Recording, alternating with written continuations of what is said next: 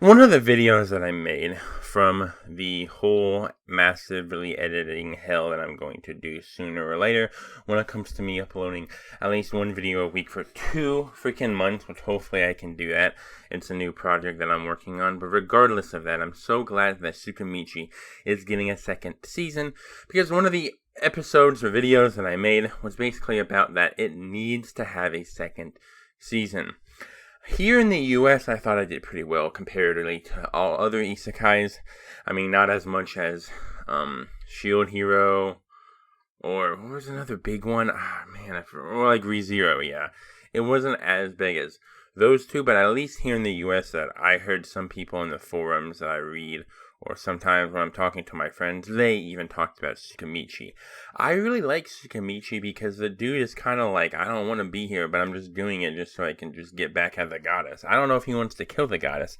He just wants to get back at the goddess for calling him ugly, because everybody calls this dude ugly.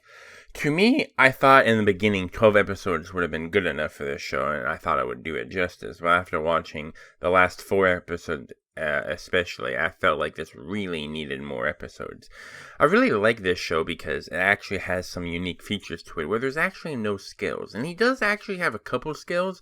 The one skill that I think he has that I can remember is he can only talk to demi-humans, and he cannot speak verbally with humans.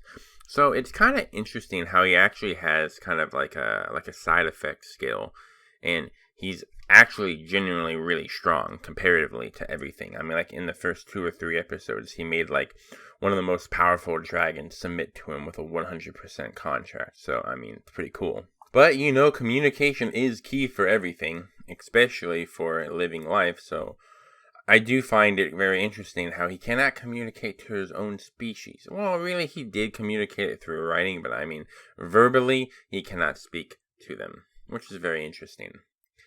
He was also very, I guess we can say, resourceful with all the mana that he has and whatnot. I mean, I felt like he was doing pretty good stuff. He was very overpowered, but he likes to limit himself, and especially in the last episode when he just went balls to the wall, I thought it was good.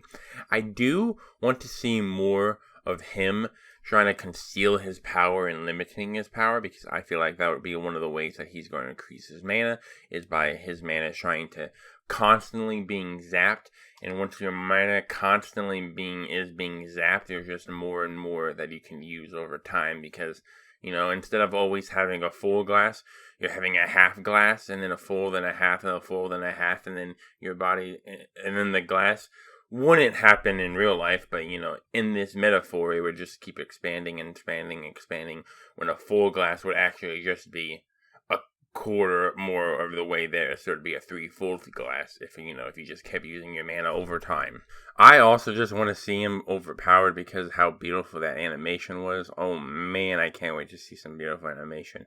I wouldn't mind waiting 2 years for this one. I don't know exactly when it's coming out, but that animation was so beautiful that hell, sometimes you need to wait 2 years for some shows to come out, and this is one of those shows that I wouldn't mind waiting another 2 years for a 12 episode show, because there's going to be a lot of episodes of anime that come out. But one of the things that does worry me is when I was watching some people doing reviews on that last episode, is that I am worried about people in the animation studios shafting, and not the studio.